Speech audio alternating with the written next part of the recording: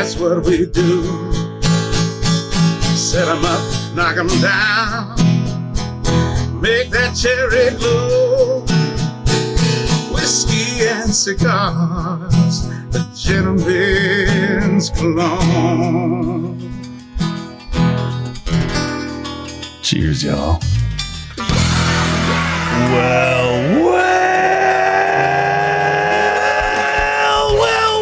That sounds like a party just about to begin, ladies and gentlemen. Welcome, ladies and gentlemen, to this fine radio program, podcast, and video extravaganza known internationally as the world-famous Smokin' and Toastin'. It's show number 429, which I believe, if you do the math, puts us at about what? Let's see, carry the 2. Divided by 4. Yeah, that puts us halfway to 500. Halfway to 500. Yeah. We are thrilled to be halfway there. It's a good time to be smoking and a good time to be toasting. We're counting down to 500 because episode 500 is going to be epic. Like we're going to make that. We're going to make that pretty ridiculous. Yeah, I think we should tell no jokes during episode 500. No. It should be completely, just completely serious the whole show. I believe we can do that. Yeah, I'm sure. For at least a minute and a half. Smoking and Toasted is all about craft beer, fine spirits, and hand-rolled cigars. And last week we delved into wine and barbecue, which was a delicious... That was really fun, a delicious show. Yes. It really was. We want to thank our guest from last week, Travis Thompson from Vino Vera Wines. But we also, most importantly, want to welcome our guest this week from La Sigua Cigar Company, and you guys can correct me on the pronunciation if I've got it wrong. We have Mark Harrison and Brian. Brian, I didn't get your last name. Oh, we lost audio from them, Terry. There we go. Say it again, Brian. Oh, it's Brian Bedes. Nice to meet you guys. Thank you very much. You are headquartered where in We are in El Salvador. Okay. El Salvador. We just happen to be in Virginia at the moment. In Virginia at the moment. Okay. Very good. Well, we wanted to have you guys on, first of all, and we'll get to this in a little bit, but as to the best of our knowledge, these are the cigars you're coming out with are the first El Salvadoran cigars on the market. Is that right? Yeah, so it's pronounced La Sigua. La Sigua, okay. And we're the first official documented registered cigar ever to come out of El Salvador. So very excited about that and ready to bring a new product out to all the cigar lovers out there. And it's exciting for us because here in the United States, we need some positive news out of El Salvador. So This is a good thing.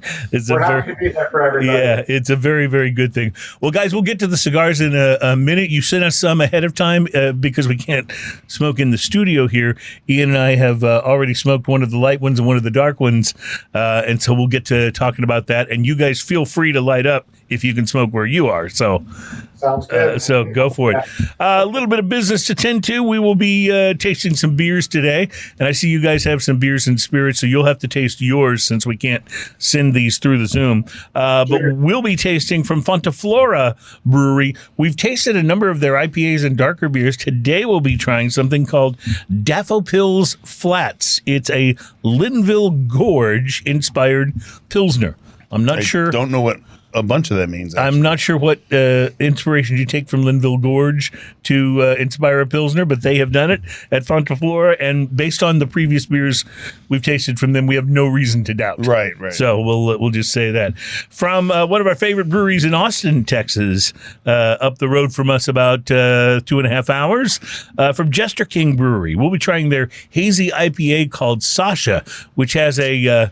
I like the picture of the dog. Yeah, an illustration of a really cool-looking dog on it. Yeah, like a lab or and a golden I believe lab. that Sasha may be like the brewery dog, which is why, all right. why it's named after It's that. real hard to go wrong with anything Jester King. Yeah, these guys really, and they do. It's interesting because this is a hazy IPA, which is a more sort of like a mainstream craft beer. Yeah. But these guys are known for doing some crazy stuff. Yeah, like Jester really King. outrageous sour ales. Yeah, And so, they're bigger Austin, right? They're in Austin. Yeah, next to do a Jester lot of- Dorm. yeah. So we'll see how they do at a very sort of a mainstream style of hazy IPA. One of the most popular styles of craft beer. By the way, I was watching the Rockets playoff game, and there was an ad for Voodoo Ranger. I was so excited for Voodoo Ranger IPA. I was like, I think this may be the first time I've ever seen, I've seen like Shiner Beer ads and some other craft things. Maybe the first time I've seen like a major IPA ad on television. I got all excited. Yeah. I'm calling my wife, hey, they're advertising Voodoo Ranger. I was very excited. And from Fremont Brewery, from Fremont Brewing Company, to be more precise, out of Seattle, Washington. We've had some of their beers on, and they've been exceptional. Pretty crazy. Today, we'll be trying their barrel-aged Dark Star. It's an Imperial Oatmeal Stout. Sounds very Star Wars-ish, doesn't it? Dark Star. We've had Dark Star, but I think it's different every time. I think it is. Yeah, I think it's a yearly release. It's a yearly release, but it's a different thing every time. So you will feel the fire and fury of this Imperial Dark Star. And I wrote the wrong one down in the show notes. Well, we'll be trying a rum that is from a spirits company based very close to us in Kemah, Texas. We are down in Kemah quite frequently at Vinyl Draft, enjoying cigars down there.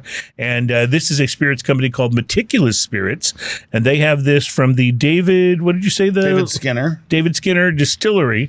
It is an Imperial aged. A barrel-aged rum. So David Skinner is the distiller, I think. Right. Meticulous Spirits. We've had the Meticulous Spirits, though. At least I tried them at the Houston Whiskey Social. Yes, which was very cool. At the Whiskey Social, and they were very good. Their rum and they have I think a gin and a vodka. So very exciting. And I would imagine at some point they'll have a whiskey, but that crap needs to age. So you can't just put it out right away. It's hard to start a company and then have a 2-year, 4-year whiskey. That's right. You could just release what do they call it when it's just like completely unaged, because they have White Dog. White Dog, thank you. I appreciate that. You can put out a White Dog, but, and it can be rough. That sounds rough. Yeah, it can be rough. It's not always. Like, sometimes it's just very young. Speaking of dogs, we'll bring you the most popular segment on the program. That is a thing we call Drinking News. We'll be doing that in the second hour of the show. And our Drinking News teaser headline for today is, I'm putting a tariff on your attitude. And in a couple of moments here, we'll bring you the drinking fact, which is where we reach into the encyclopedia of Drinkita or something, and bring you out an actual fact about drinking alcohol. We're making up words here. Today, our drinking fact teaser headline is, better late than never. 407 years ago, we were all trashed. Oh. Yeah, there you go. What was it, like Lollapalooza? I think that was when Lollapalooza started, was 407 years ago. Perry Farrell's not that young. I'm just saying. No. We'll talk about some of the best-selling craft beer brands in 2024. Perry Farrell's also not a boxer. Yeah, no, he's not. But he's a fascinating dude. I had dinner with him once. Really? And so I'm expecting this, like, very esoteric, unusual. You listen to their lyrics, you're like, this is not a normal guy. This guy is pretty far up there, right? Yeah. You know what he wanted to talk about the whole dinner? What he saw last night on SportsCenter. I'm not kidding. Like, wow. It blew my mind. I thought, you watch SportsCenter? Fascinating. Anyway, he was very, very cool dude. We'll talk about the best-selling craft beer brands in 2024, and the Best of Craft Beer Awards have named the best hazy IPA. So we'll get to that, and plenty of other things to talk about. Of course, we pronounce the cigar name again. So I will. Sigua. Oh, it's La Sigua? La Sigua. Okay, very good. Well, my Spanish pronunciation is better on some words. That's Spanish than for others. the Sigua. The Sigua, yes, which is good to know. I got that, guys. No problem. I appreciate that. So excited about getting to all of that. I have poured it, and it's a shame you guys can't participate with us in this because, or it may not be a shame, or maybe not. Right? Yeah, sometimes they're not good. One of the things we like to do in the first segment here is something that we call.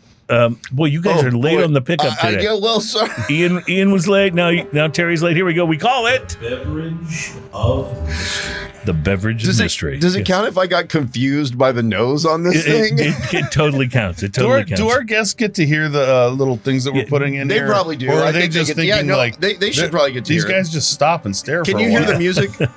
Oh, we see some pretty good eye contact. Okay, fair enough. Fair enough. You see me staring when over. when we make those pauses, we're usually inserting some sort of sound or you You have to put a tariff on that. Yeah, you see me staring over at Terry going, play it now, play it now. So the beverage of mystery is where one of us will bring in a beverage, unlike the beers and the rum that we mentioned, which we tell you what they are. The beverage of mystery, the only person that knows what it is before we sample is the person what brung it. Today, that is me, and I have brought in a beverage of mystery that is decidedly gold it colored. smells lightly tequila-ish. Oh, really? Yes. Cheers. Wow. There is a little bit. I Okay. think so, yeah. Good.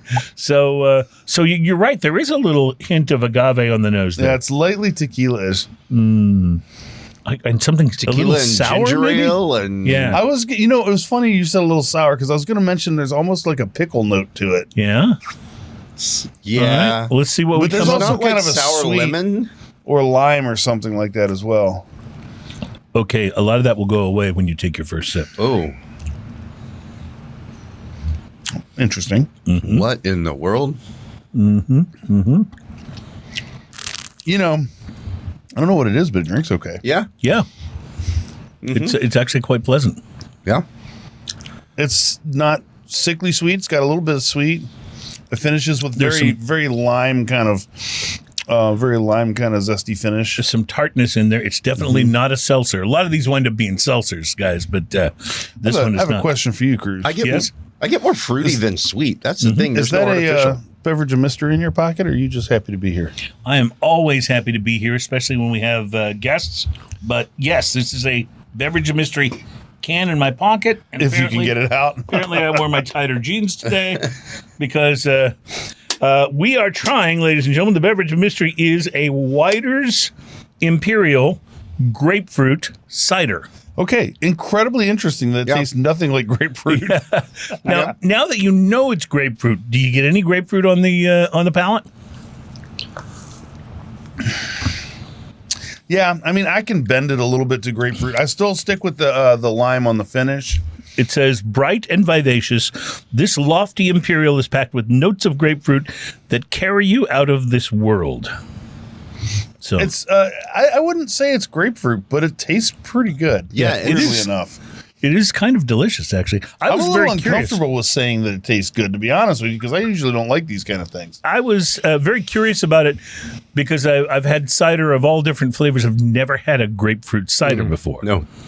I like the idea, and I kind of like the cider. You like it? Yeah, I kind of like it. Yeah. It's not overly grapefruit, and I Coming like in it. at- I'm a cider person. I love cider. I love cider. I would buy this again just to have it around the house. This is something Yeah. kind of delicious and different. Yeah. Coming in at 8%. Is it easy So to it's an find? Imperial. Yes. I bought this, I think, downstairs at the Phoenicia grocery Okay. store in my building. Okay. So, and they have a really nice selection, not only of craft beers, but of some ciders and different. They're starting to expand, though. They've only got so much room in their case. It's a fairly small Yeah, store. yeah. And more of it is starting to become THC infused For the time seltzers. Yeah. So, okay, I just spilled mine. Middlebury, Vermont. It's very early in the show, and I've already that's spilled. pretty quick, right? Yep. So we'll see. We'll see where this goes. I'm just gonna cut to them laughing at y'all cleaning up because they can say It speaks to what you can probably expect from the show if we've already had spillage in the first segment. All right, we got to take a break. We have Mark and Brian from the first cigar company from El Salvador, and we'll talk pretty about exciting. what led you guys to get involved in doing cigars in El Salvador, plus a lot of other stuff, good stuff on the show today. It's show number 429 of Smoking and Toasting, and we'll be right back.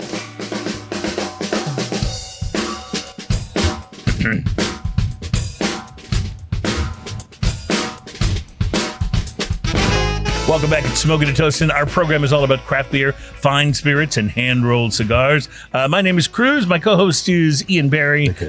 Terry is on the wheels of steel behind the board back there. right. Welcome. And our special guests today are Mark and Brian from La Sigua Cigar Company.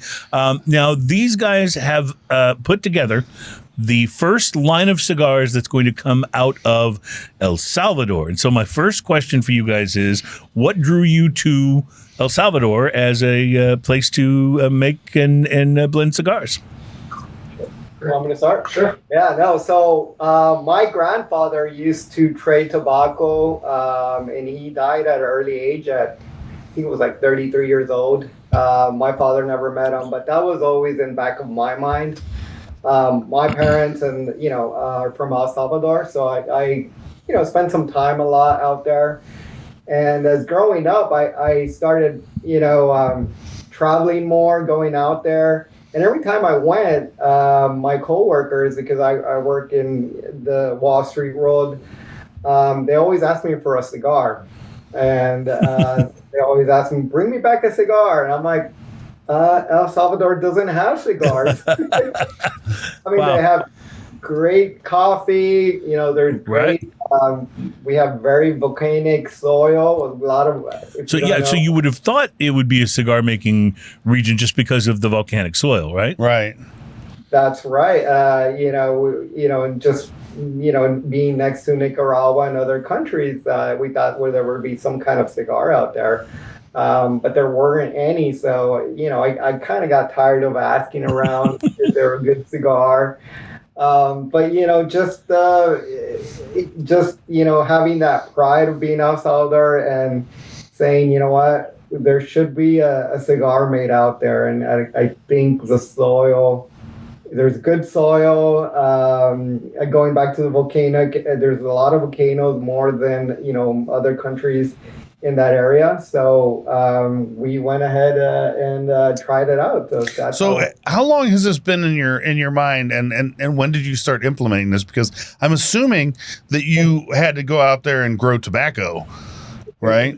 Like that has to be step one. It's like anywhere else, you have to have something to roll. So how long ago was that when you started?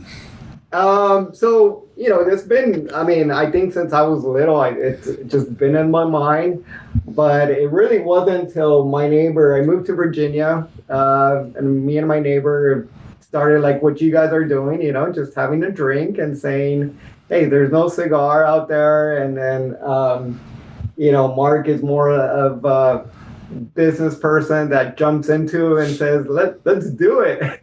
Nice. Love it.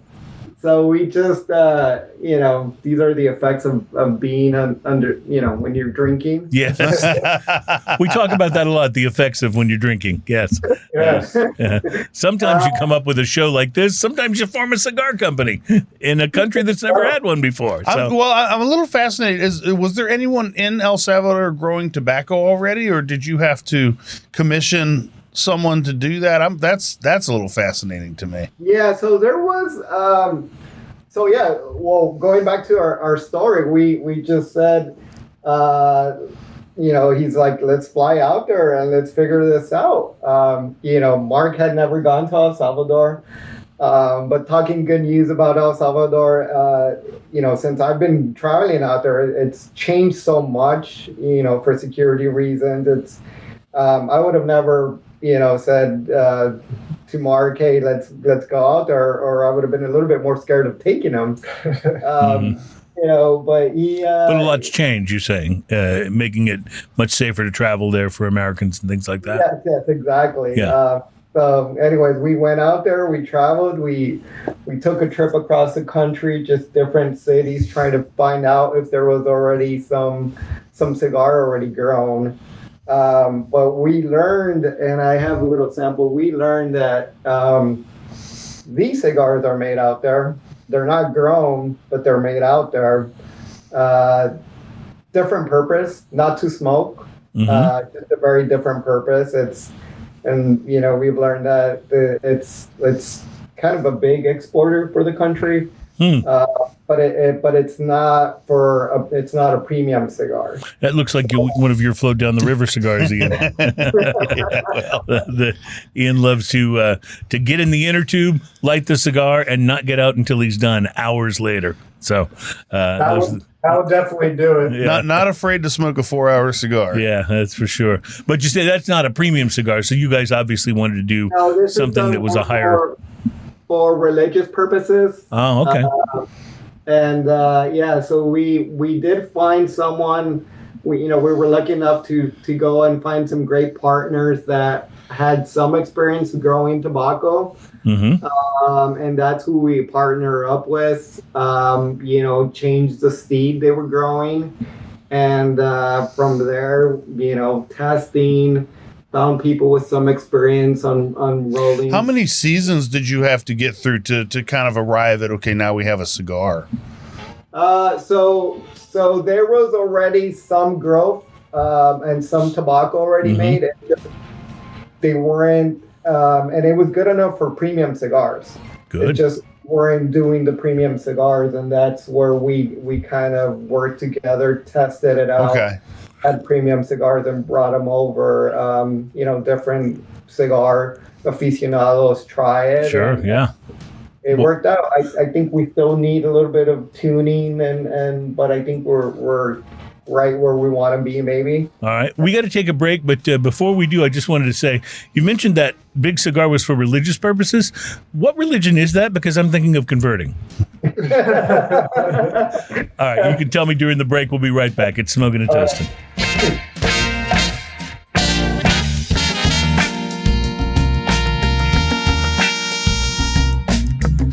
Welcome back. It's Smoking and Toasting. Our program is all about craft beer, fine spirits, and hand-rolled cigars. Today we're talking a lot about hand-rolled cigars from El Salvador. And Mark Harrison and Brian from La Sigua Cigar Company are on with us. Mark, what did you think when you meet this neighbor who's fun to drink with, but he wants to get you into a business proposition in terms of making cigars in El Salvador? What initially did you think? Sounds great, or well, I don't know about this. No, it wasn't even the craziest thing I heard that week, I'd say.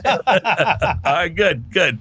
I work for myself, so my day-to-day is kind of building and developing other businesses and stuff like that. So I think I actually had to do a little bit more convincing of him than the other way around, where he's excited for the idea. I'm like, all right, let's go. Like, when do we fly out? He's like, what do you mean? I was like, this is what I do every day. Like, let's go on this adventure. I quit drinking a couple years ago, so I've been looking for kind of a new community to socialize with and more hobbies to get into and stuff like that. So my wife and I have fallen in love with traveling and seeing other parts of the world and stuff like that. So as a real nod to President Bukele really cleaning up El Salvador and making it a whole lot safer, when Brian brought the idea, I thought it was an awesome idea, and let's check it out. Worst case scenario, we go on a pretty cool adventure. So, yeah, for sure. Got on a flight a couple weeks later. Like you said, we drove across the whole country trying to track down some leads on where we've heard we might be able to find some people with experience. As our label shows, we have the nod to the volcanoes. The volcano, yeah. So we knew the soil was great for growing coffee beans and all that kind of stuff. And we had the lead of these giant looking cigars. So like you were saying, they're used a lot in religious ceremonies, kind of like... So almost more incense, right? Yeah, sage or something like that for incense, for blessing something or something like that. So, right. Like, could we find somebody to partner with that knows the tobacco, right, but can also really fine tune it? So after countless hours and miles put on the rental car in a foreign country where I kind of speak the language, we were able to really kind of track down some people who had real experience putting this type of product together, but they were looking for a solid partnership that could bring a little bit of experience and a little bit of outside knowledge so that we could form a great partnership and build an awesome relationship and an awesome brand, and frankly, a pretty awesome and fantastic product that we can't wait to share with everybody else. How much El Salvadoran tobacco is in the blends? 100%. 100. So it's a puro. It's a puro, yeah. That is really interesting.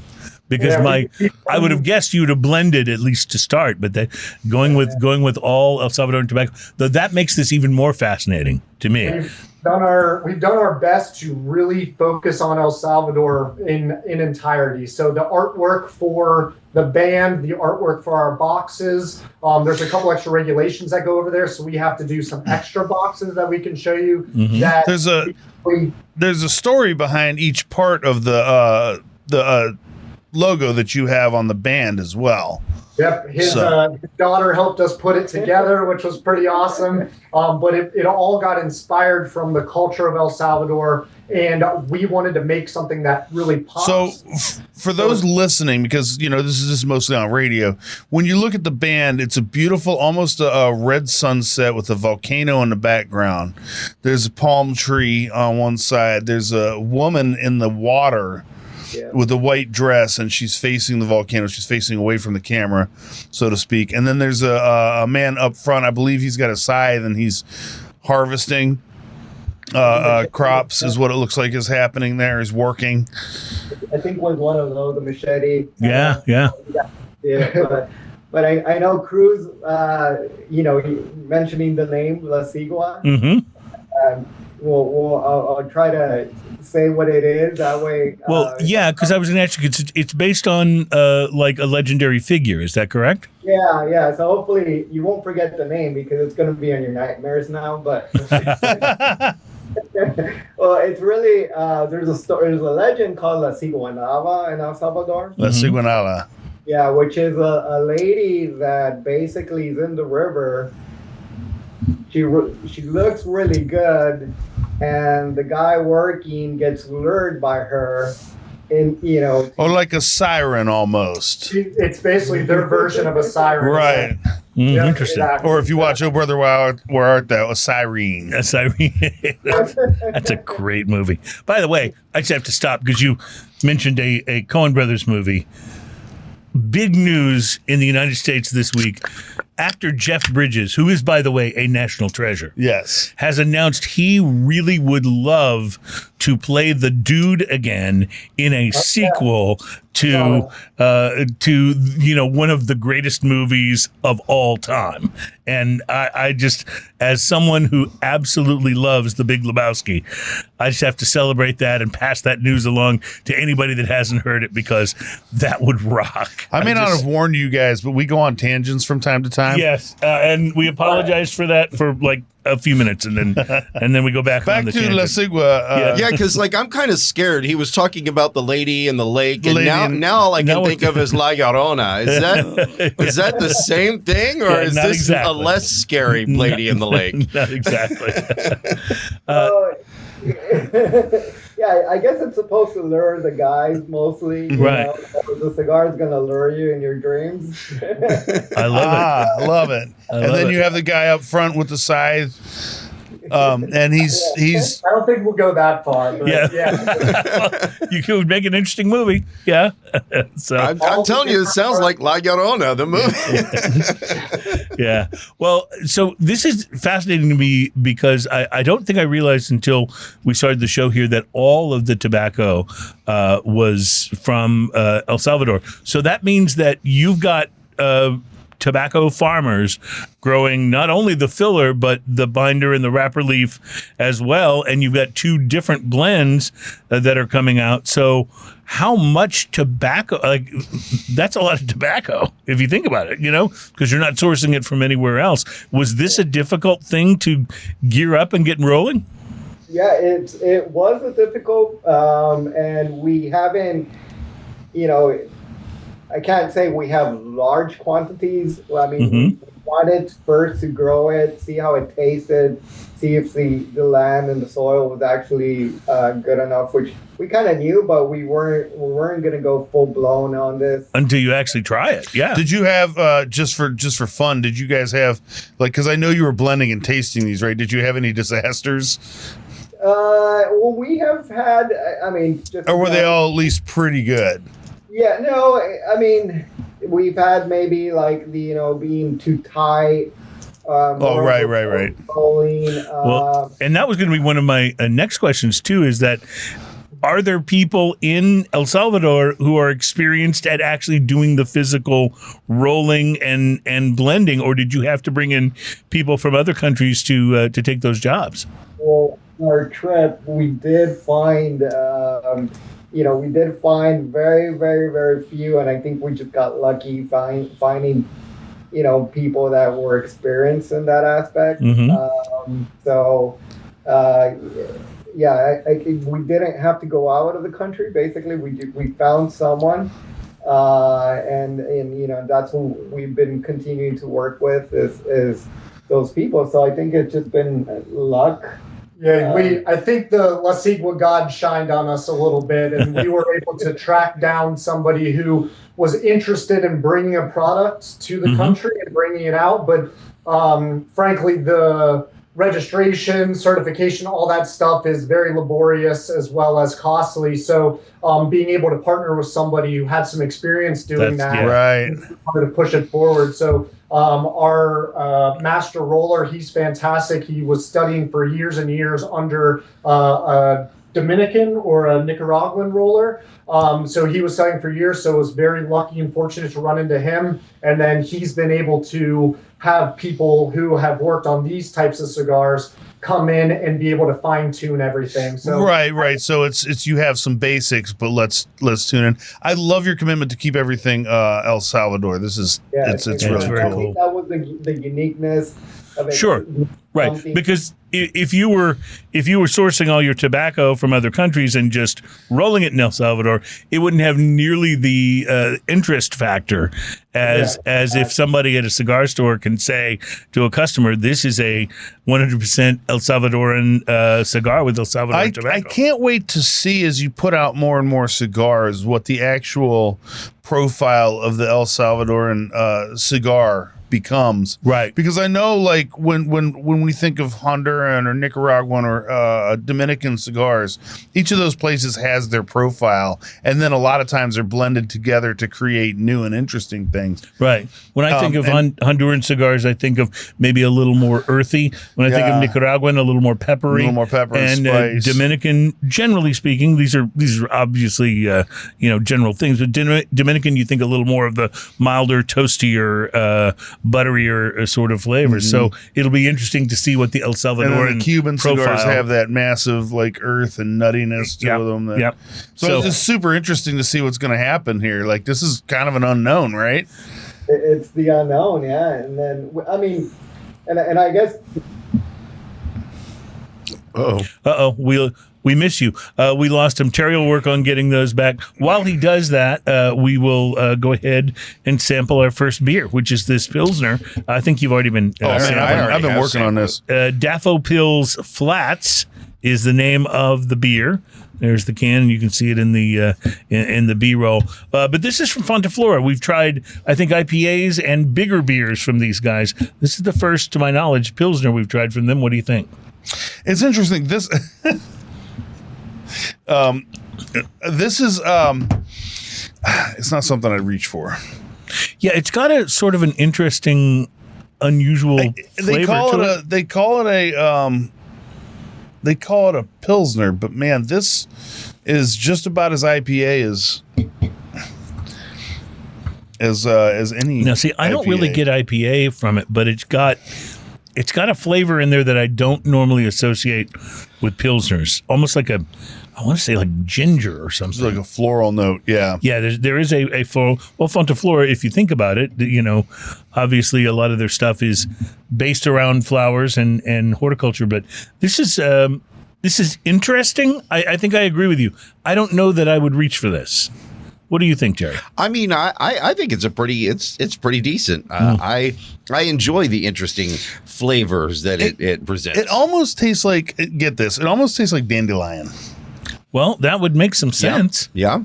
It almost tastes like dandelion IPA to me. Like it's a very flavors of the meadow sort of a vibe going on, right? Yeah. It does have a very summertime, little house on the prairie. This is not necessarily to my taste, but I could see this having a kind of a cult following. Right. People who really like that specific flavor. Terry will lead the cult. He will be he will be the cult leader.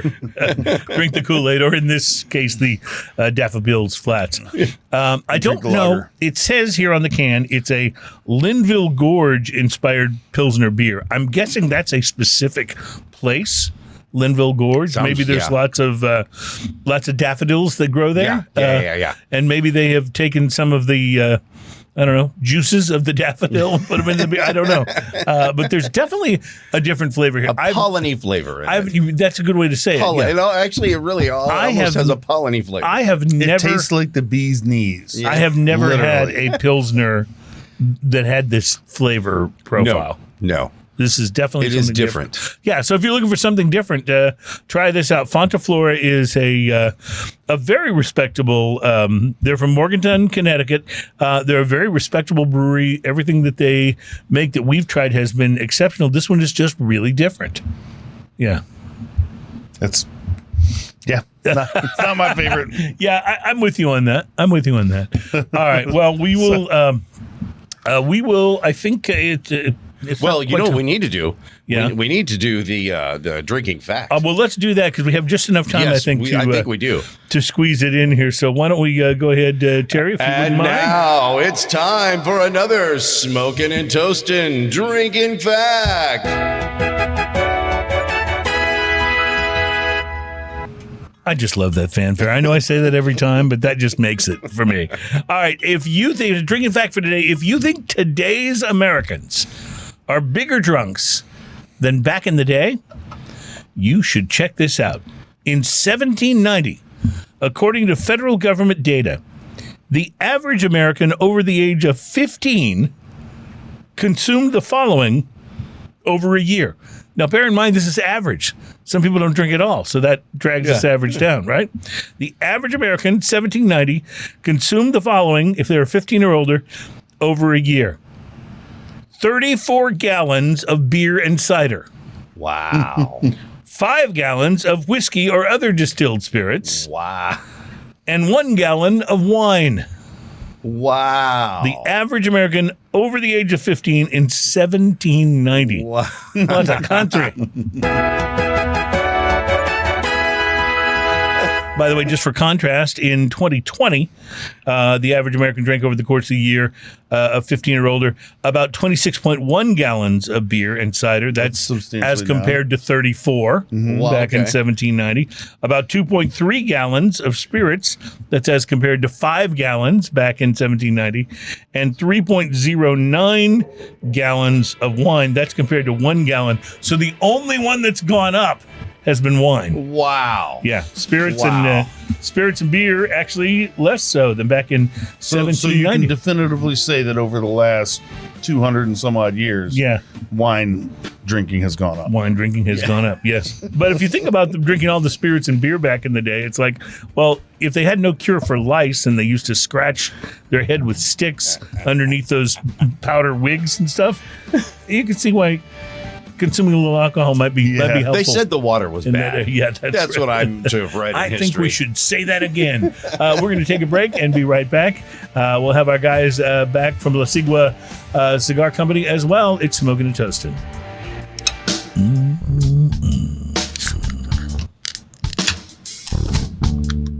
I love your sense of timing. That was perfectly on the beat, or on the upbeat. You have to do it. Yeah.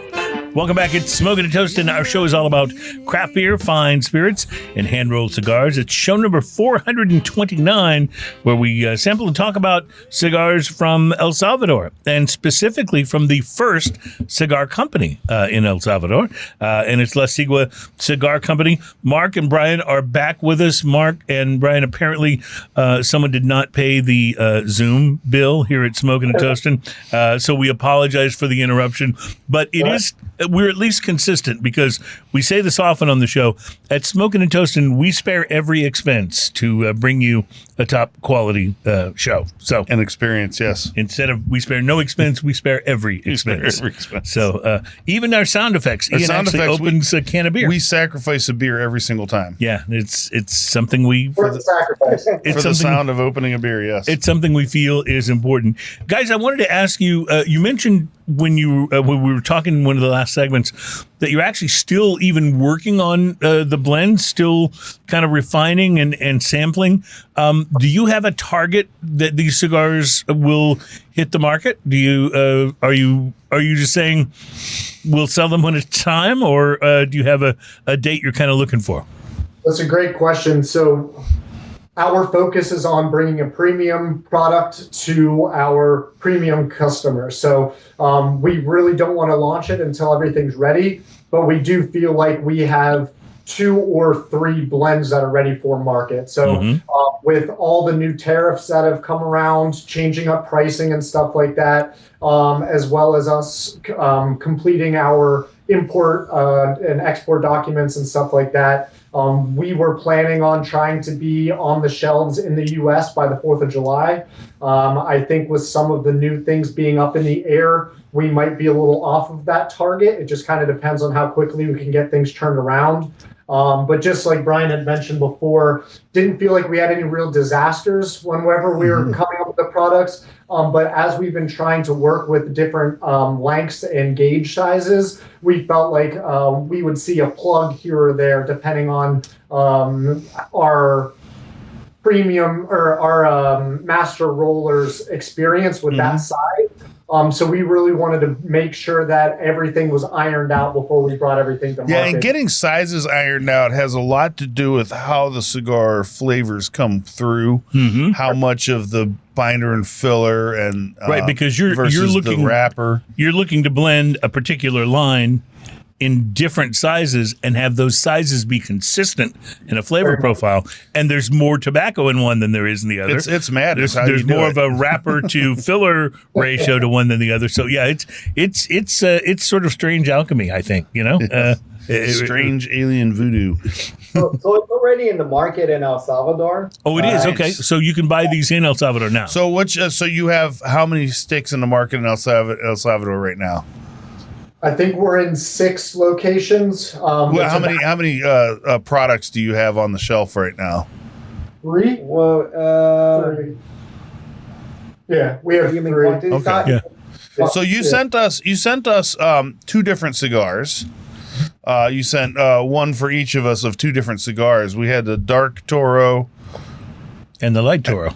No, sorry, the dark, the shorter one, and then I thought they were both Toro sizes. No, one of them was bigger. Okay. All right. Well, I will say this before we go any further.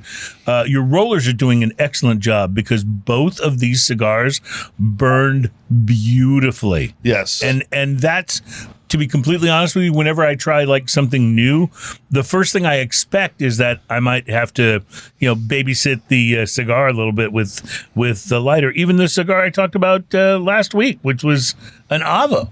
It was a wonderful tasting cigar, but it just required constant tending to get it to burn right. These La Sigua cigars, both of the blends that I had, just burned beautifully. In fact, in my notes, I wrote the construction and burn were spot on. I mean, it was that. Yeah, so it was the light Toro and the dark Robusto is what you sent us. Yeah. Whenever we finish up, I'll hop on Google Translate and I'll get a Spanish message over to our guys over there. Let them know that you thought they went well. Seriously, I think they did a really wonderful job, and that, to be honest, was one of my bigger questions about you guys starting a cigar factory in a country where this was not an industry that really existed. It's not like you could go hire the rollers from the factory across the street who've got all this experience and stuff in the same way that, say, if you were starting one in Honduras or Nicaragua. So I was not necessarily expecting the straight line burn that I got from these cigars. Also, especially on the light Toro, the overall firmness of the cigar was actually very a little bit spongy. Like I was kind of expecting it to do 2 things. I was expecting it to burn, just from that right there, from my experience, I was expecting it to burn a little less even and burn a little fast sometimes. And it did neither of those things. It burned very well. Mm-hmm. And on both of mine, like the burn was good. On the light Toro, and the burn was perfect on the dark. Yes. I agree with that. I would say the burn was good on the light one, and on the dark was perfect. Yeah. So, and that's not, quite frankly, I smoke a lot of cigars. Perfect burn, I would say less than 20%. Manageable, sure, 50, 60, 70%. But That's 100% made in El Salvador and 100% handmade because we don't have a draw machine. Yeah. So. Oh, wow. Well, that's even more impressive then. So we want to get back to the flavor on these, but we're just about out of time for this segment, and we have poured a beer that we want to talk about here a little bit. This is from a brewery that we all love in Austin, Texas, but the first time we're trying their hazy IPA called Shasha, and that apparently is Sasha, the brewery dog on the can. That's there. awesome. You have started your research already? I've been doing research while you were jabberjawing over there. This is everything you expect from Jester King. This is a very well balanced IPA. Oh, it's big too. It's got big flavors on the palate. It's super juicy. It leaves the whole outside, like the outside cheeks, really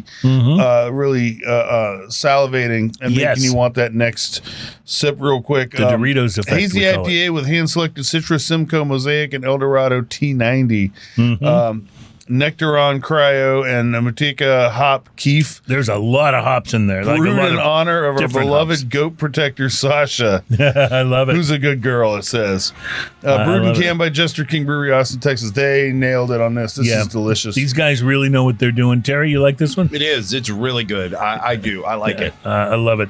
I'm always in the market for a good IPA, and this will get added to my list. Coming in at 6.8. Yeah, so and Jester King, if you are traveling through Texas and Austin's one of your stopping points, this is a place to visit. These guys do amazing beers. I can't think of a Jester King we've tried on the show that wasn't just a little bit different. So it's not like they brew. No, it's not like you go in their IPA tastes like everybody else's IPA and their Pilsner tastes like everybody else's Pilsner and so on. So, all right, we got to take a break. Hour 2 is on the way, which means drinking news is coming up. And we want to talk a little bit more about what we got flavor profile wise from the La Sigua cigars when we tried them this week. So we'll be right back. It's Smoking and Toasting.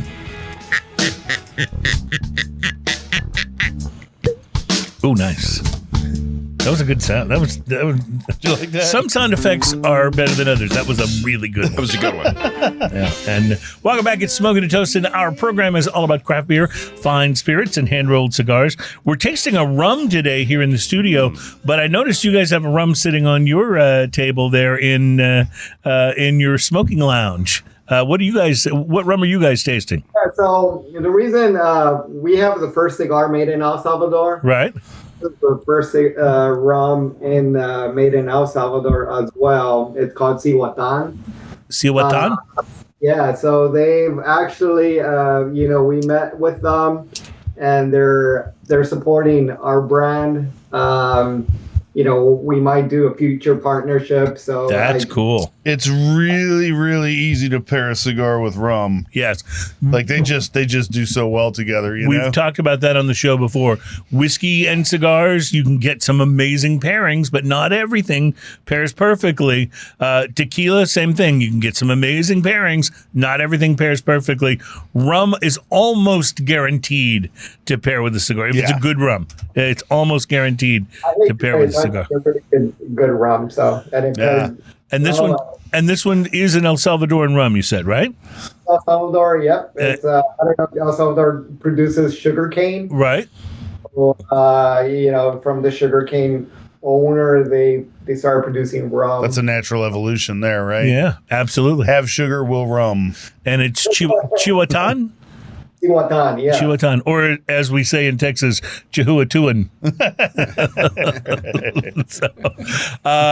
All right, so you guys will have to tell us how that's going with the cigar. We're going to taste a little rum on our own here in the studio. I'll pass this one over to Terry. This one is really interesting. The Spirits Company is based in Kemah, Texas, which is it's called Meticulous Spirits. Yeah, about 40 minutes from our studios here, not far away. But the rum itself. So the rum is from a distillery. Tell me the name again. No, that's it. It's Meticulous Spirits. It's David Skinner is the distiller. David Skinner Distiller. Okay. Yeah. But it's Meticulous Spirits is what it's called. It says Adventures Revealed underneath it. Meticulous Spirits has a line of different spirits going on. Right. They've got like vodka and gin, I believe. We met them at the Whiskey Social. I want to say a few months back, but that was like half a year ago now. Yeah, I know. What happens to the time? Guys? Well, but the good thing about that is that if it was half a year ago, then that means it's only half a year until the next year away. Yes, that's right. So I just want to say for me, this is very different from the rums that I usually go for. On the nose, it is different. I like it, but it's hitting my palate more like a whiskey. A little bit, but I also want to say it has a little bit of a city water kind of taste. Oh, I get that.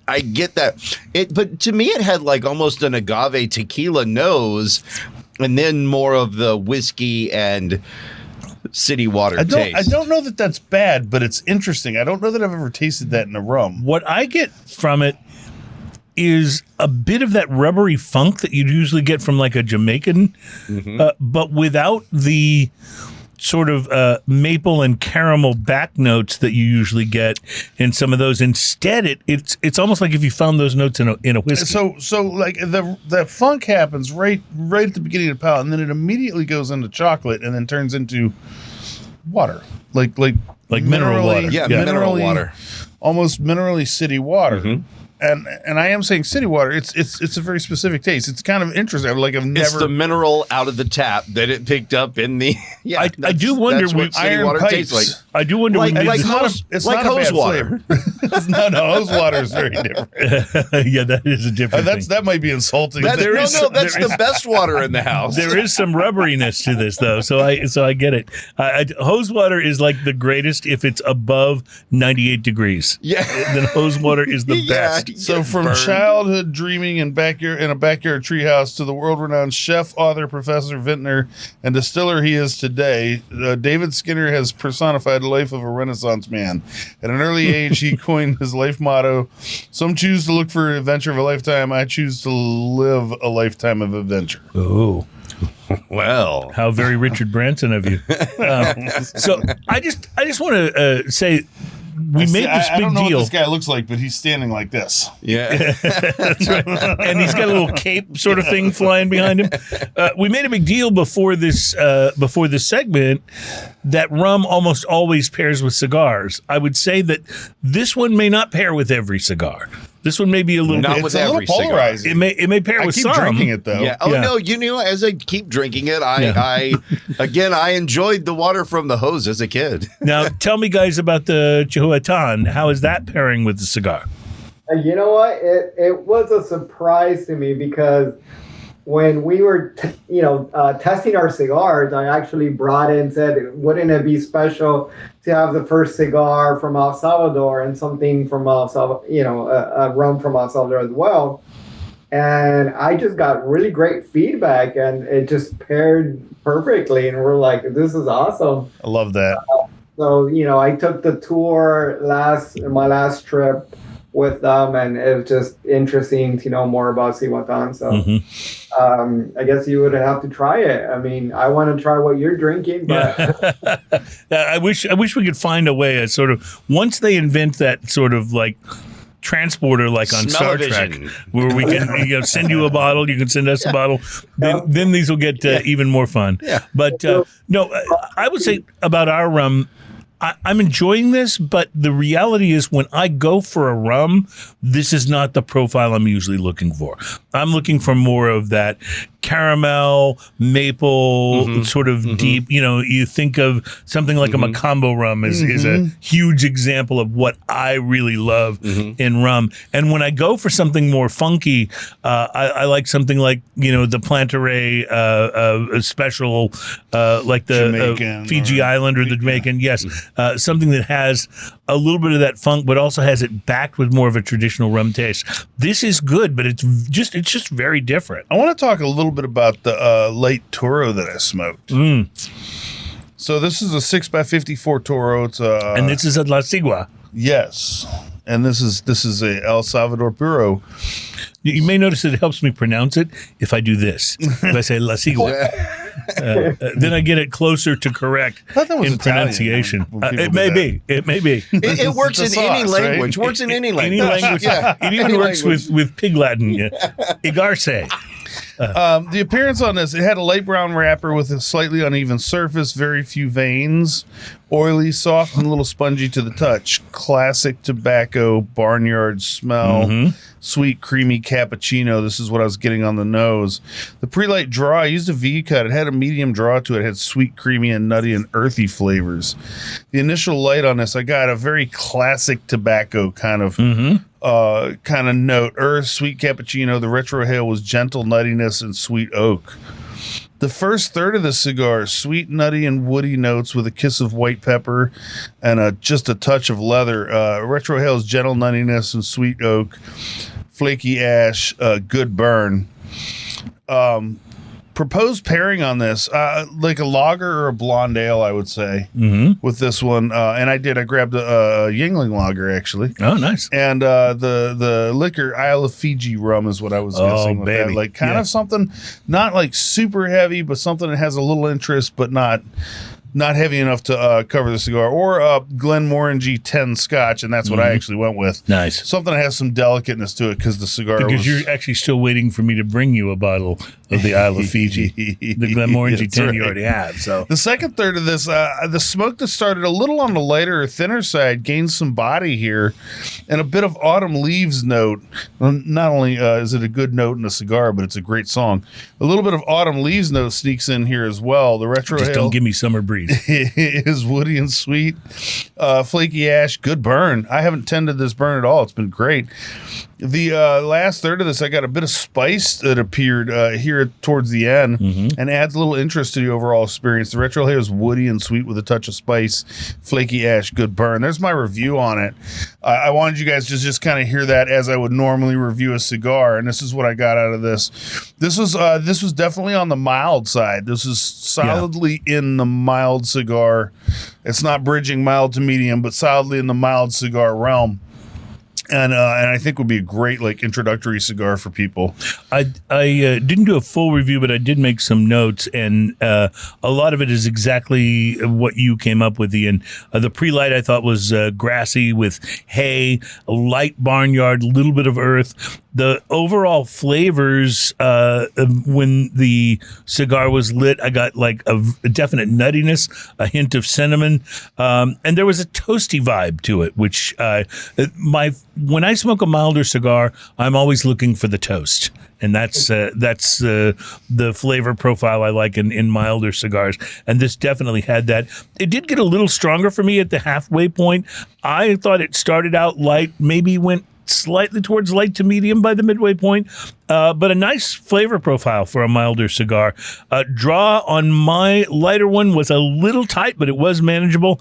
The burn, though, was fantastic. The ash held on forever, and I thought overall it was quite enjoyable, and I would suggest pairing Basil Hayden toast. Oh, that's what I would see that. That's what I would pair it with. So I think both of us enjoyed that. I will sort of give away the plot a little bit here, though, and tell you the one I was crazy about was the darker one. Yeah, that was what really. Now that may have more to do with just where my particular taste is and what I enjoy smoking the most. But I do enjoy lighter cigars from time to time. But generally, I reach for a medium to full is kind of my sweet spot, and I thought that the dark Robusto sort of filled that perfectly. Speaking of the dark, Robusto 5x52. The appearance on this, again, El Salvador Puro. The appearance on this, medium brown wrapper, oily and veiny, soft feel overall. Pre-light sniff on this, dark chocolate, leather, earth, and coffee. Pre-light jaw, I used a V-cut, had a very easy draw to it. Dark chocolate, roasted coffee bean, and cedar. The initial massive smoke came out right off the bat. Delivers dense notes of dark chocolate, coffee, and leather with an aftertaste of cedar. Retrohale is bitter and sweet espresso with cedar. The first third of this, bold roasted coffee bean and bitter dark chocolate wrapped in a note of cedar. The retrohale is semi-sweet chocolate with coffee and a bit of pepper. Solid ash, perfect burn. Proposed pairing beer, I paired a Scotch ale with it. and also wild turkey. Oh, wild turkey. Because you know what goes Just the well? 101? Scotch ale, wild turkey, and this cigar. It was delicious. What has two thumbs and loves wild turkey? This guy. The second third is the coffee. The coffee backs off a little bit, and a rich, earthy note kind of weaves into the profile. The Scotch ale pairing brings the earth and cedar notes to the front of the palate. The retrohale is coffee and chocolate with a hint of pepper. Solid ash, perfect burn. The last third of this gets a little more interesting with a raw sugar note moving forward into the mix and adds a sweetness to the overall palate. Raw sugar, almost like a sugar in the raw, or like almost like a caramel, like a burnt sugar, slightly caramelized sugar. It's really, really nice. Adds a sweetness to the overall palate. Retrohale is peppery and coffee with cedar. I'll just tell you real quick, and guys, we'll come back to you for your thoughts on these blends, because we've been talking a lot, but I got on the pre-light earthy fermented tobacco and a hint of leather. Once it was lit, earth and oak with a little bit of molasses, which I thought was really interesting and enjoyable.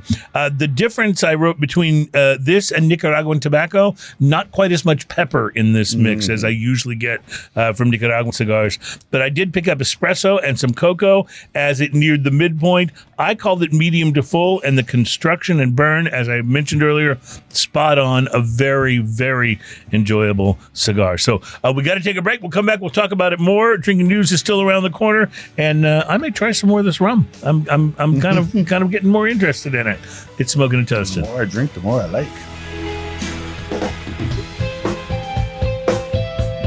Welcome back. It's Smoking and Toasting. Our program is all about craft beer, fine spirits, and snickerdoodles, apparently.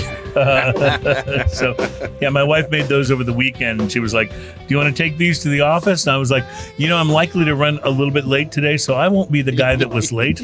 I'll be the guy that brought snickerdoodles. They're delicious. So, yeah, thank you, Mary. So we have Mark and Brian from La Sigua Cigars on with us. These guys have put together the first cigar factory and making the first cigar that will come to the world out of El Salvador.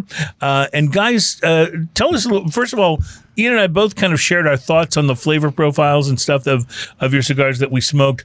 How do we do? Like, were we in the ballpark of what you guys expected? Yeah, I think it's great to hear what you guys, your opinions that you guys had about the cigars. We've been very fortunate to work with some kind of big names in the business, at least for us. Like we've worked with Dave West from Small Batch Cigars. So he's been a great ally and friend for us to kind of bounce ideas and notes off of him. So we've gotten some flavor profiles ideas from him. And then Michel, he's over at Cigars Lover magazine. We were able to work with him, and we got the Robusto in for a double-blind taste test with those guys in their most recent magazine. And we got a lot of feedback from the flavor profile that people were getting from that. So we've gotten a lot of great feedback from everybody, and you guys adding along is really synonymous with a lot of the other things we've heard. So that was all great to hear. So we appreciate that. Cool. You guys, obviously starting a new cigar company is going to face challenges anywhere and any time. Not at all. But starting one in a country where no one has done it before, what were some of that's the breaking ground? What right? were some of the biggest challenges and obstacles you guys had to overcome? So I wanted to say, like, we were like, we're ready to grow, a lot of, grow and row a whole bunch of cigars. But then we figured the government hadn't really approved of what was a cigar out there, and for us to. I mean, definitionally. Initially, yeah. There was no cigar approved. Basically, there was nothing in the market. Because this was new for them too, right? New for them. So, but I would say, we had a great part. We had great support from them. Invest El Salvador is there, that they're supporting us, but we had some good contacts that they had a lot of pride of having a new product made in El Salvador, and something different for the whole cigar community. And I would just want to say the cigar community has been awesome to us, and it just being great being part of that. You guys you know, having this show, I think is just great. But, you know, we had to follow the rules of the country too. So our cigar in the country does need to come through a box, which is different.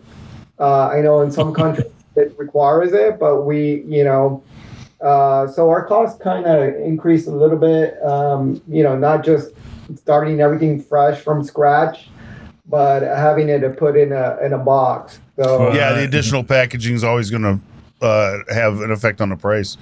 yeah. Speaking of which, do you have a ballpark price on the cigars that we smoked? Yeah, that's a great question as well.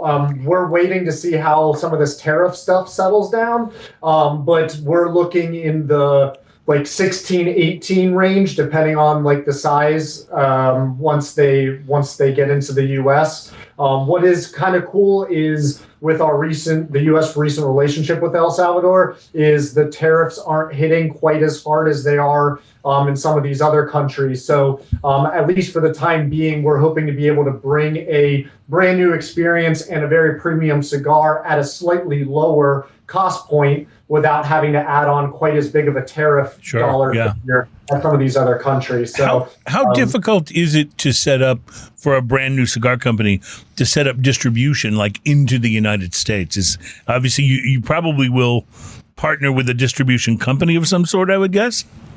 Yeah, so Invest El Salvador has been great over in El Salvador, but with these couple of contacts, like I mentioned, Dave West has been super helpful. He hooked us up with Howard Lennox over at Illusion. So he has a whole distribution network kind of established already. So we're going to plan on working with him on the import process. That's great. Then kind of part of what I do on an everyday for my actual real job is building those business contacts and actually developing those sales channels and stuff like that. So, and those guys bring some credibility to you as well because their name is such a strong name in the cigar community in the U.S. That MJ12. Yeah, for sure. Well, this is really exciting. So you said earlier in the show that you kind of were thinking 4th of July. Now it may be a little later. Do you have a new specific goal, or is it just when we're ready, we'll be there? I'm not saying no to 4th of July until we get a kick in the pants saying, sorry, it's not going to happen. So if we have to spend a little bit extra money to speed up some production of some of the packaging and stuff like that, so be it. But I'm refusing to let go of that date until someone tells me I have to. So Love it. We would love to get back with you guys whenever we're actually in the States and stuff like that. Yes. Maybe we'll be able to make it with you guys in person and be able to talk even more about our distribution and where That people would can be fantastic. Yes. Yeah, love that. All right, drinking news is coming up in our next segment, but I did want to ask you guys, and I'll just preview this, but like we smoked, the lighter cigar and the more medium to full cigar.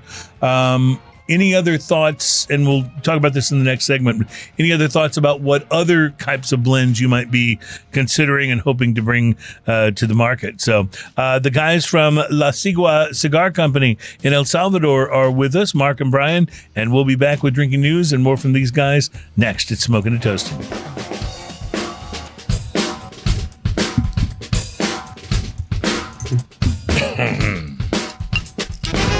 Welcome back. It's Smoking and Toasting. Our program is all about craft beer, fine spirits, and hand-rolled cigars. We'll bring our guests love those things. back into the mix momentarily. But first of all, I just want to mention, you heard Ian open that bottle, but he was wrestling with that bottle for a good 4 or 5 minutes during the break because that had a lot of wax on it.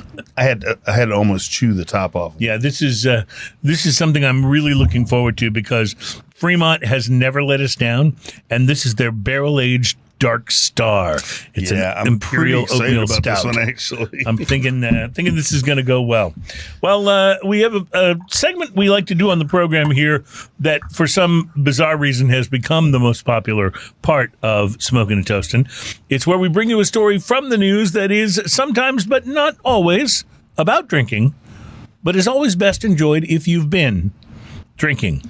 Ladies and gentlemen, it's time for drinking news. Drinking news, drinking news.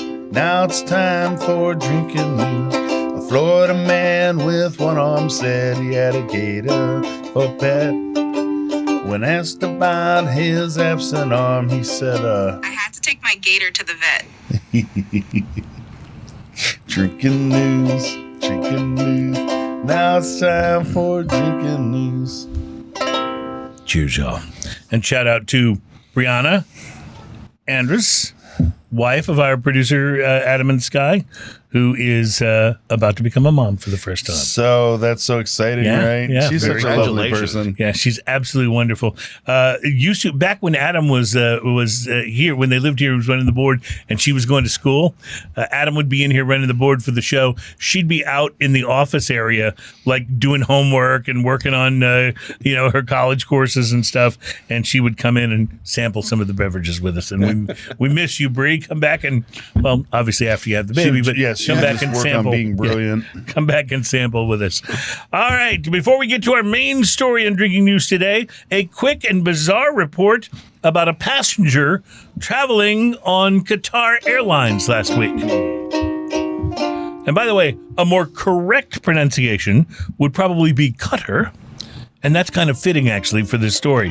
While her mother took a probably well-deserved brief nap on a 14-hour flight, the woman's young daughter entertained herself by stabbing a random passenger with a fork.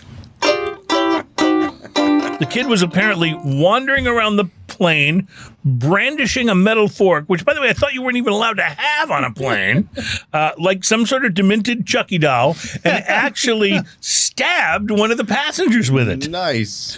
Although now that I think about it, Kids are psychopaths. I think I might rather have the kid sitting next to me on the plane stab me than cry at the top of their lungs for the entire flight while their parents ignore it like it's totally normal. One quick stab versus the crying. Yeah. But that, Why is it the crying child always stops crying as soon as they get off the plane? yeah, exactly. But you know what? That's not important right now. Instead, let's move on to our main story on this edition of Drinking News. And it's about one of the most maddening trends in commerce, where companies add fees and charges in an almost random seeming manner Oh, yes. to not only raise prices, but do so in a tricky and I would say underhanded sort my of way. favorite is we are a cashless business. Yeah. By the way, there's a 5% processing fee. Yeah, for credit cards when you don't have an option. Well, you may remember back in 2008 when fuel prices temporarily skyrocketed and airlines, starting with American and quickly followed by pretty much everyone else, started charging for your checked bags. Prior to that, you didn't pay a checked baggage fee. You got, I think, 2 or 3 of them at no charge, and then you only paid if you had more than that. Well, why did they do this checked baggage fee instead of just raising prices temporarily? It was simple, really. By adding the baggage fees, they could keep that ticket price lower, which helped the airlines compete on sites like Travelocity and Orbitz and Punchline, Right. Priceline, rather. You may think you're getting the lowest price, but if you were needing to take more than a change of underwear with you on your trip, you got zapped with a baggage fee. Yes. Of course, airlines dropped this policy when the price of fuel went back down, right? Of course. Right? Right? No. Right? No.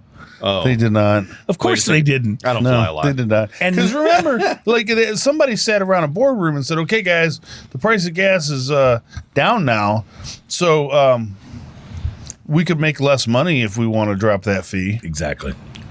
And now my favorite airline, Southwest, which didn't add baggage fees back then, is going to start doing so next month. And those Southwest travel points that never expired, yeah, those are going to start expiring too. I was going to say, I thought you could, and you can't use those for bags. Yep, nope.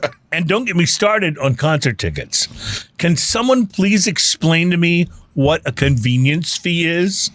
Live Nation, I am looking at you. And don't forget, you have to pay to park there once you've paid your $100 for your tickets, For your too. convenience fee. You know how much parking is? Yeah. Yeah. I drove by White Oak Theater the other night. $40. Oh, Wow. various. Wow. Yeah, there's, Houston. Oh, It's like I got visions of living back in $40 Boston. to park your car. It's crazy the amount of, A government report recently found that ticket convenience fees average between 27 and 31% of the ticket price. Average. Wow. I'm sorry. When you love it, tickets start at $27.99, right? Yeah. And then you buy two of them because you're like, okay, 27, that's $60-ish, a little bit of tax, 65, maybe $70. Okay, put in cart. $130. Yes. Yeah, exactly. What? Exactly. I was watching Dazed and Confused, and I saw Matthew McConaughey get in the car and have to drive to Houston to go buy those Aerosmith tickets. Yeah. You know what? That's the thing is he may have had to do that driving, but he didn't have to pay a convenience fee at all. Yeah. And if a convenience fee is averaging between 27 and 31% of the ticket price, I'm sorry, you intolerable a-holes, but that is absolutely not convenient. You know what? I even did it at the movies the other day. I was Yeah? like, no, kids, we're not getting those. We're just going to go to the movies and see which seats are left. So the best part of that is those venues, by the way, will gouge you for all of Sure. for tickets, right? Absolutely. But then the band shows up, and the band's like, okay, we're getting paid, well, whatever we can possibly get paid from this venue, but we'll make some money on merch. But the venue takes a chunk of their merch too. Like if for them to set It's up awful. a booth, they end It's up paying awful. like a 25% or something ridiculous like that. Again, this all happened because we allowed How many Live ways Nation can you make musicians not make money? to own the ticket companies and the venues and the concert promoting. That's why. That's what happened. And that's just what happens when you do that. But a customer at a pizzeria was recently hit with a fee that I've never heard of before. And it's even more outrageous. Pizzeria customer? Yeah, it's even more outrageous than the price of a beer at your local concert amphitheater. At Cynthia Woods, by the way, the closest one to us here at Smokin' and Toastin', a craft beer costs $17.29, which is only a good deal if you were forced to take your daughter to the Justin Bieber show and your only other option would be enduring the whole concert completely sober. But that's another story for another time. Back to our pizza patron. I would like to point out that they charge for one beer, they charge more than a 6-pack of said thank same you. beer. Thank you. Not Yeah. only more, but almost double what a 6-pack of said same beer is. That is so crazy. But back to our pizza patron in Indiana. By the way, because when you think of great pizza, you immediately think Indiana. Our Indiana man was just out for a few beers and a few slices with some friends. And when it came time to order drinks, he asked for a Miller Lite. Now, for the purpose of our story today, we will not go into the cornucopia of better beer choices that the man could have made. He wanted a Miller Lite, I don't know. Did it have a Vortex and that's what he bottle ordered. Yeah. to help it drink better? But what happened was the server got confused. And as servers sometimes do, right? And brought the Indiana man a Bud Light instead. Now, forgetting for a moment that that's actually worse, the point is that Bud Light is not what he asked for. And because the server had already opened the beer, she couldn't just swap it out. So as you might expect, when the Indiana man pointed out the error, the server then had to dispose of the incorrect beer and bring him what he ordered instead. Now, according to this man's post on Reddit, the whole thing was handled peacefully, and he didn't think another thought about it until the bill came. And in addition to the $24.78 tab, something else had been added. The man posted a photo online of the receipt where an additional $5 had been charged and was labeled on the receipt a bitching fee. What? The man claims he has no idea why his request for the beer that he actually ordered would be considered bitching. And he said in his post, I've bitched enough in my life to know I've earned it. But with that said, I don't believe I was bitchy in that moment. The Indiana man paid the bill without objection. And I almost wish that he wouldn't have. Because I feel like as consumers, No, wait. It doesn't sound like he was bitching. It sounds like he literally said, "Oh, that's not what I ordered. that's Can not I what I ordered. simply Yeah. get what I ordered?" That's not bitching. exactly. You know, But I feel like as consumers, we should rise up against bad service, bad products, and price gouging by demanding our own discounts when things are not as they should be. I mean, maybe you just subtract your own convenience fee from the final bill, right? Maybe bargain with the seller. After all, they do want to make the sale, right? Or maybe just demand fairness when you're spending your hard-earned cash and just refuse to take no for an answer. In fact, our crack team of underemployed writers here at Drinking News have come up with a list of suggestions for you. Instances where you should demand a price adjustment based on what you get for what you pay. And as you might guess, I have assembled them for you today in the form of yet another highly dreaded Drinking News Top 5 list. Please don't complain about this, because then Terry will add a $5 an hour bitching charge when he turns in his time card this week. This would be the top 5 times you should demand a price adjustment based on what you get for what you pay. Top 5 times. Number 5, a $5 discount at Golden Corral because the Bourbon Street chicken tastes like it was dropped onto Bourbon Street before it was served. Number 4, a $25 deduction from your concert ticket price because the opening act was Creed. Yeah. Number 3, demanding a 50% refund on your airline ticket because a 5-year-old girl stabbed you with a fork. Number 2, That canceling. makes it full circle, by the way. Thank you for that. Pulling it all back together. Number 2, canceling the credit card charge for those penis enlargement pills you bought online because those things don't work. Trust me on this. And the number 1 time you should demand a price adjustment based on what you get for what you pay. Number 1, anytime you order anything at Arby's.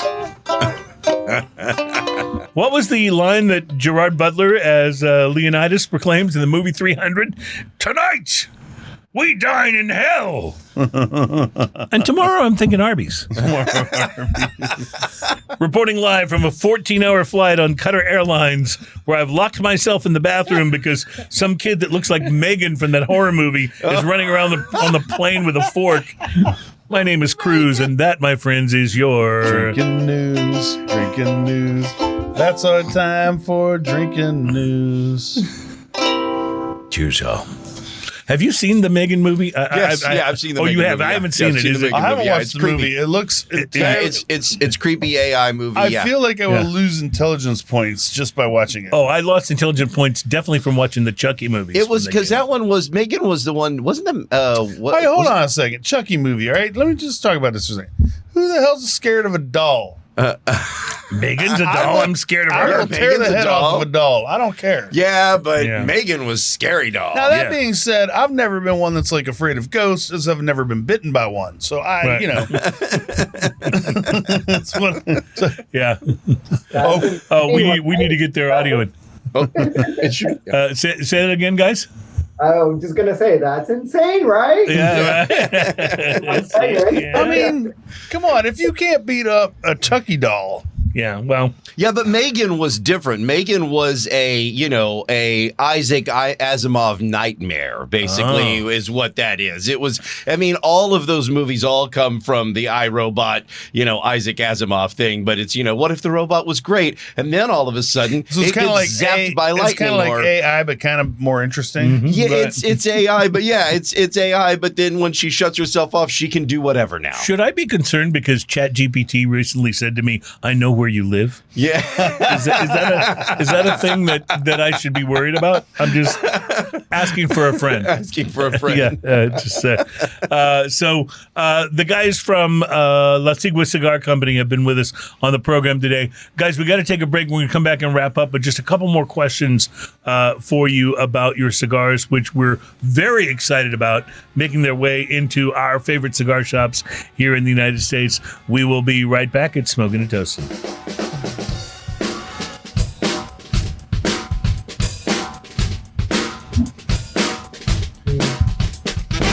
Welcome back. It's Smoking and Toasting. Our show is all about craft beer, fine spirits, and hand-rolled cigars. If we didn't mention it, big thanks to last week's special guest, Travis Thompson from Vino Vera Wines.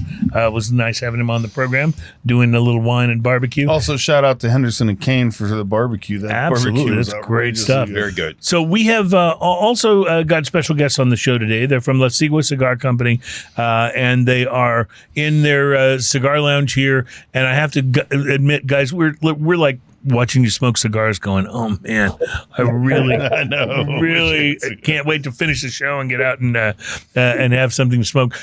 You guys are about to hit the U.S. market by storm with La Sigua cigars. Are you opening with the 2 blends that you have that we tried? Yeah, we have a third one that we didn't send your guys' direction that I think we'll probably start with all 3 just to get on the market. Like you mentioned with our logo here, for those of you who can't see it, the background being a bright orange. We have a different background for all 3 of our products right now. So we have the orange. Our kind of flagship product is a blue background, and then we have a bright silver for our large cigar. Are you going to have specific names for each one forthcoming? Yeah. Yep. So all that will be announced in the next few weeks as we move forward. And is there anything you can tell us about this third blend? It is the same general blend that we've been working on here. We're just changing the gauge size and the length a little bit just to be able to hit your palate a little bit differently. Nice. So it's more of a size adjustment than it is an actual blend of different different reeds. We want for all cigar lovers, maybe get a sweet tooth. Yeah. Or sweet tip, but we want to make it. We want to make it organic, very El Salvador tradition. Mm-hmm. So we're working with a, and this came out, it's called Dulce de Panela. And this came out, it's a traditional candy from El Salvador. And it came out one day. We were actually just sitting, having some coffee. I happened to dip the cigar into this dulce panela, and we actually got a really good flavor out of it. Nice. Yeah. And then the next day, one of the partners I'm working with that's helping us make the cigars, he called me and he's like, just the after flavor after that, like the coffee was just a great combination. So we're like, wouldn't that be great to have some El Salvador coffee with a El Salvador cigar and just have like a great taste? But it was a great experience. Yeah. Speaking of coffee, we're trying our final beer here, and it's this beer from Freemont Brewing Company. Their barrel-aged Dark Star Imperial Oatmeal Stout, and I'm getting major coffee vibes off of this. This year's release is a blend of 24, 18, 12, and 8-month bourbon barrel-aged Dark Star and 7 to 12-year-old Kentucky bourbon barrels. The roasted chocolate malts complement the smooth oats to bring you a stout delight wrapped in the gentle embrace of bourbon barrel-aged warmth. A touch of sweetness dances to balance the hops finish in a wave, and then she's gone. And I will tell you, it is the roasted barley note and the coffee note in this is strong. It's beautiful. The roasted barley is strong with this one. Yes. Yeah, for sure. But you get a little bit, you can tell it's an oatmeal stout. There's that underlying sort of oat vibe to it, but it is not the primary. To me, the primary thing is the malt and the coffee. It's just a very big, but very rich and deep. This seems like it would go well with a lot of different cigars. There's a very bourbon undertone too that's happening. Yeah, I'm thinking this with that dark Robusto would be a really beautiful pairing. Really beautiful pairing. The guys from La Sigua Cigar Company are with us. They've been our guests on today's show. Guys, what and when should we be looking for at our favorite cigar shop? Yeah, great question. We're still looking for trying to be out there to be able to celebrate with it on the 4th of July.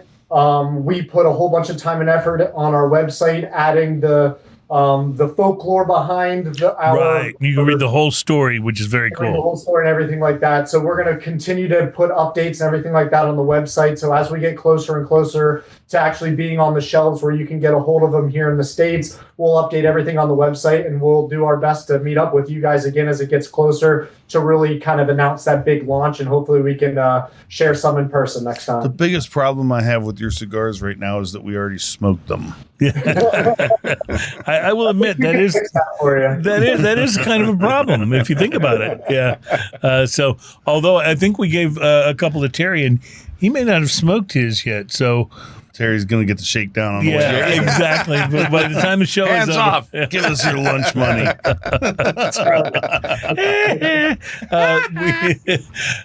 well, guys, I want to say thank you for spending some time with us. We're very excited about this launch. I think it's, anytime there's a new cigar company, a boutique cigar company coming out with interesting new products, we're always excited. But there's a little something extra in this, you guys being the first to do it from this cigar company. And That's special. if you go to a map and take a look at where El Salvador is versus Honduras versus Nicaragua, you can see this is still very much in fertile tobacco country, and that had to be the whole volcanic soil and all of that had to be what got you guys initially excited about doing this. Yeah, It's a little country with a lot of volcanoes, so I would say we probably have more volcanoes than or just right near most countries out there. So yeah. the soil is pretty rich. Yeah. That's why you tasted the coffee there. Yeah, exactly. But no, we appreciate you guys for letting us be on here. Yeah, thank you. We really do wish you well with this. It's something we're really excited about seeing hit the market, and we'll be looking for in our favorite cigar stores. Ian, what are we up to next week? Next week. Oh, I believe we're on location next week. I believe we are. I believe we have Garrison Brothers coming, and we're going to be at Vinyl Draft. You didn't tell me Garrison I Brothers. think that's what's happening. Now, I'm not looking at my schedule, so I might be wrong, but I'm pretty sure you're that's right. what's happening. I'll look at mine. It says, I thought it was Iron Root. Oh, it is Iron Root. Sorry, not Yes. Iron Root. All right. Robert Licorice with Iron Root will join us next week. I checked the calendar. But we will be on location at Vinyl Draft, which means we will be smoking. Partly correct. We'll be looking forward to that. We got to get Garrison Brothers back on, too. Yes, we do. Yes, we do. All right, gentlemen, thank you. Best of luck with your cigar company with La Sigua. We'll be looking for you at our favorite cigar stores. And until we have a chance to have you on the program again, cheers, y'all. Thank you. Thank you for the support. Ditch that guy. We'll go outside. I know what we can do. There I go. Thank you, guys.